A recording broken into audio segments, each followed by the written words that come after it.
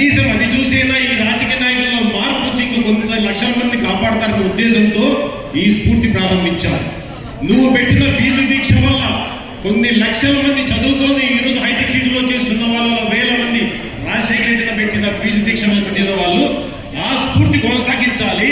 ఈయనను చూసి కొంతమంది కనీసం ముఖ్యమంత్రులన్న మారి వాళ్ళ రాష్ట్రాల్లో కూడా అటువంటి ఫీజు దీక్షల్ని కంటిన్యూ చేసి అందరికీ చదువుకునే అవకాశం కల్పిస్తారని, బీదవాడు కూడా చదువు కొనలేని కాబట్టి చదువుకుంటాడని చెప్పని ఆ స్ఫూర్తి రగిలించడం కోసం ఈ వైఎస్ఆర్ స్ఫూర్తి. ఈ వైఎస్ఆర్ స్ఫూర్తి ఈ రోజు మొదలైంది.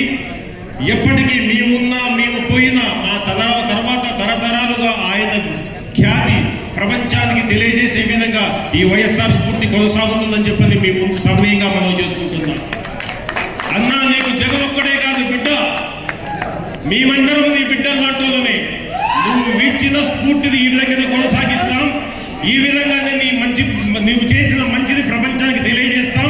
కలకాలం నీ పేరు ఈ